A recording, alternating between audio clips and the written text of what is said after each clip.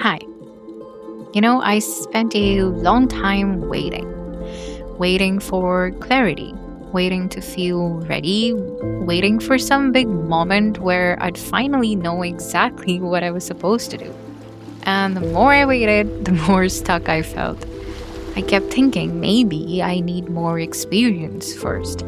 Maybe I need to feel more confident. Maybe I just need some more time to figure things out. And honestly, I almost didn't hit record today. In that sense, I wasn't ready for this either. But eventually, I realized something that changed this whole narrative in my head. I realized that clarity isn't something you wait for, it's actually something you create.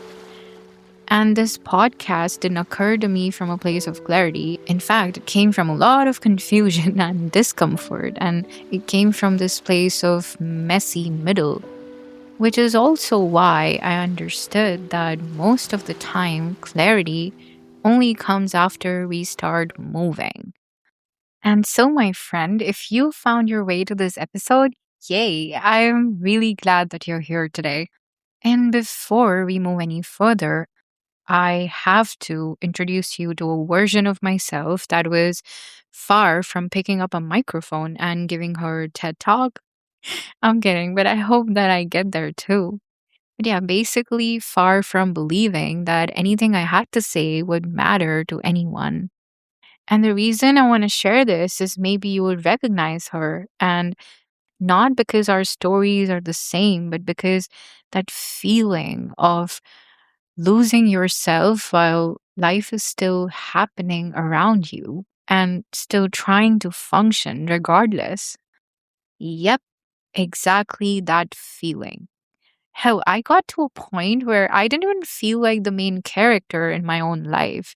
If anything, I just felt like a big bystander in my own world, and I'm pretty sure a lot of us relate to this. So try and stay with me for this one, okay? I got to a point where it felt like life was just happening around me, and I was constantly just trying to keep up. I felt so disconnected from myself, and it was almost like being stuck in this survival loop. But the scariest part about being in survival mode is that you know you have dreams, but physically feel paralyzed to do anything about it. So, yeah, like I had ambition. I had this deep sense of, let's call it an alternate identity, where I still loved to fantasize about the life of my dreams, but it all just felt so unachievable. And to make things worse, I kept losing myself in places that just weren't for me. Toxic relationships and codependent friendships. Like my whole identity revolved around a certain set of people just so I could feel accepted. And somewhere along the way, I completely lost my sense of self. And of course, I gained a lot of weight. But it wasn't just physical weight, it was emotional weight, if that makes sense. It was the weight of trying to belong where I didn't belong, and then trying to be loved by people who couldn't really move past their own insecurities. I remember there was so much confusion and shame and this constant feeling that I was behind in my own life. Tell me honestly, how often do you look at other people, and especially women who are listening right now, and think, wow, like how do they make it look so effortless? Like everyone else had received some secret manual for how to be confident and have successful relationships, and I somehow missed the memo on adulthood. And the thing about that spiral is that you start getting used to it, and you start believing that this is just who you are and that life is supposed to feel heavy, love is confusing, and that confidence is for other people. And before you know it becomes such a huge part of your personality. And now that I think of it, I think I did that because it felt familiar. And it's so true that sometimes familiar feels safer than the unknown, even when it's hurting you. And honestly, if this seems like your experience, then I really want us to take a second and acknowledge that space. So before we go ahead and unpack more, let's take a deep breath. Breathe in and breathe out. All right. And then what happened was, remember 2020, the year where life and pandemic practically forced everything to stop? Well, I met with an accident and tore a ligament and was supposed to undergo a surgery. But the night before that could happen, I fell sick. And instead of going into the surgery, I ended up in the ICU for COVID. And let's just say that things got bad, like really bad. You see, the thing is, when you come that close to losing your life, something inside you changes, but not always in the beautiful cinematic way people talk about or even see in the movies. In fact, more often than not, it just leaves you with a bunch of questions you can't ignore and can't get an answer for either. Questions like, what am I actually doing with my life? And why do I feel so disconnected from myself? Why am I constantly chasing things that don't even make me happy? And why do I feel like I'm alive but not fully here? Like this is my life, but it just doesn't feel like it is. And I wish I could tell you that after that, I magically emerged as this healed person and life just became better. But that's not the truth. The truth is, surviving something life threatening doesn't automatically teach you how to live after that. In fact, if anything, it further strengthened the belief that life was just hard and struggle is normal. Now, let's take a moment here. How often do you go through something heartbreaking, like something radical, maybe a breakup or a friendship falls apart, or you perform poorly in an exam or just simply mess up at work and go like this is exactly what I needed. A sudden wave of clarity hits you and you go like now I will do better. And maybe the first few days you do until you don't. And again, the same spiral, wondering, oh my God, like what will it take for this to change? And that's exactly how I felt. I even started convincing people around me that I was miserable. Like, look how fucked up my life is. And I think deep down, I just wanted someone to understand the weight I was carrying. And then guess what? Just like most of us, I was like, I need to physically get out of this place. I need to change my location. I need to change the people. And so came another big decision. I moved across the world, Canada. And oh my God, I romanticized this move so much. In my head, this was it. Like, this was the clean slate. The main character moves to a new country and becomes a completely new person moment. Well, to a lot of extent, I did. Of course, I needed a whole new life, and I thought maybe a new place would fix everything. Like new streets, new coffee shops. Oh my God, I love coffee. New weather, new opportunities. And maybe all of that would finally make me feel like the version of myself I'd always wanted to become. I mean, yeah, things did change. I changed. I learned a lot of things, but I was in a huge bubble that burst real fast. But here's what I didn't account for. You see, the funny thing about running away from your life is that you usually end up taking yourself with you. And drum rolls, I was back to square one. Only this time in another time zone, another currency, and another crisis of self worth. And believe me when I say this, it's such a humbling thing to realize that a new place can only distract you for so long. When nothing around you is the same and something inside you still feels familiar, you can't just keep blaming the place or people anymore. At some point, you have to ask why. Like, what am I still carrying that makes me feel the same? And for me, that question sort of recalibrated everything. I still remember staring at this white dull light on my ceiling at about 3 a.m. in the night. And I wasn't just looking for a new life, I was looking for something outside of me to finally make me feel okay. And that's when it hit me. I spent so much time blaming my circumstances that I hadn't fully met myself yet. And if I was ever to make things better, I could not just keep outsourcing my life.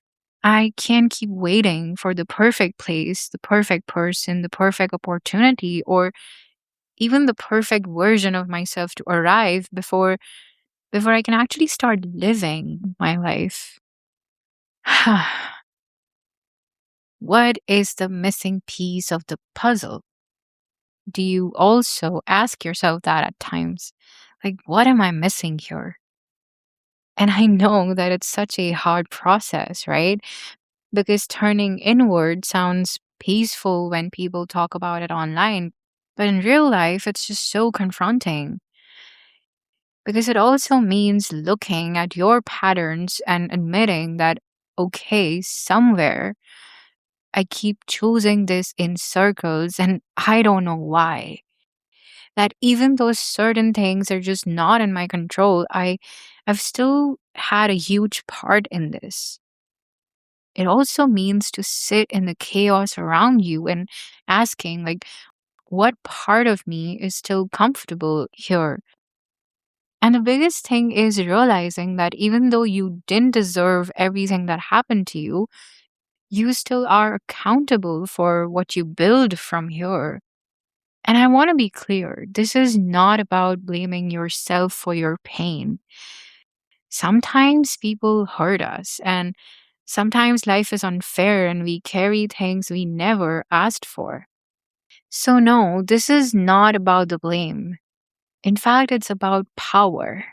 And here's the good news: when you finally start to point that finger at yourself, you realize that you're the one behind the wheel, that you're driving this car, which means you are the one in charge.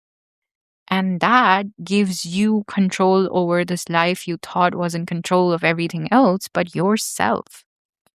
Is that painful? Yes. But let's take a moment here. Honestly, isn't that also relieving to finally know that you've had the control all this while? You just never looked at it like that because that's what happens when you're on autopilot, right? It's such an illusion. But how powerful is it to realize that everything is still a choice, though? That you can always switch to manual. And that's what happened, you know? The moment I turned that switch off, I got to ask myself these questions that really mattered. What am I actually going to do with what happened to me? And who am I actually becoming because of it? And most importantly, what do I need to unlearn if I want a different life? And that, my friend, was the beginning of my in between. Not some big dramatic transformation, not a romanticized moment where everything suddenly made sense. It was a quiet, uncomfortable decision to stop running from myself, to stop waiting for life to magically feel different. And most importantly, stop treating my future self as this stranger who would arrive one day and just save me. I mean, I still do that at sometimes. It's only human, right? And if you do that too, in such moments, I now like to close my eyes and urge myself to like truly listen.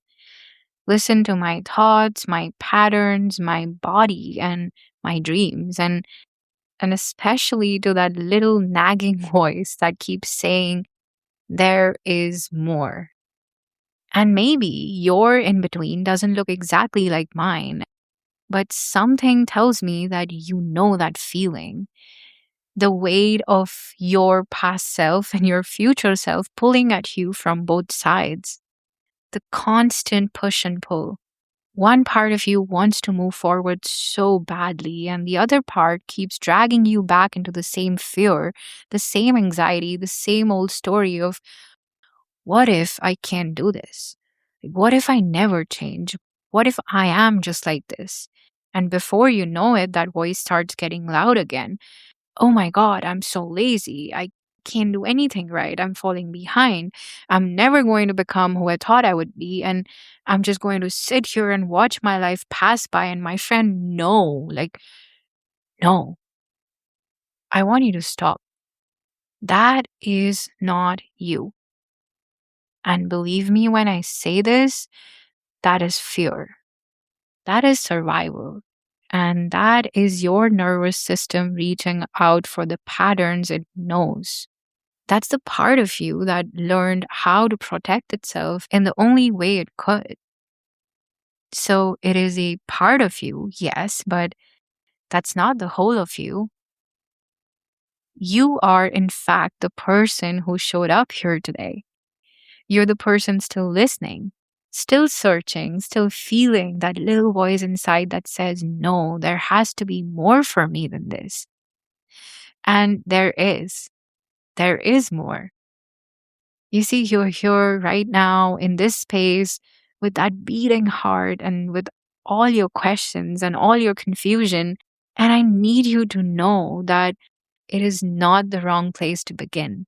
The messy middle. In fact, this is exactly where you start. And if anyone hasn't said this to you clearly enough, because I know no one told me, this uncertainty is your permission to start. Not after you become confident, not after you become healed, and most importantly, not after you figure out the whole plan and your life finally looks good from the outside. No, here, what you have right now, with what you know and with what you don't know yet, and with that tiny bit of hope that still somehow refuses to leave you alone. Because that counts. That is movement and it counts. And this tiny little unclear movement is why I started this podcast. Because a lot of people talk about the destination, but not nearly enough about the process. Everyone hands you a map, but without a disclaimer that, hey, even though you have the map, you're gonna get lost anyway. And as a fellow in betweener myself, I figured that if I was feeling this way and my three other roommates were, and also my sister and my mom, and a random stranger I spoke to in the subway, there's more of us. And that's where I want to leave you today. Not with a 5-step plan, just with this. The reminder that the in-between is not a waiting room. It's not a place you just pass through on your way to your real life. It is your life, and it deserves to be lived, not just survived. And that's the only invitation I am extending to you today, to not have it all figured out, but just to keep moving. Because 4 steps forward and 3 steps back is still 1 step ahead, and that still counts. If something in this episode resonated with you, share it with someone who might need it. And if you're carrying something heavy right now, I hope this felt like a little exhale. This is your new friend Mahek, and I will see you all in the next one.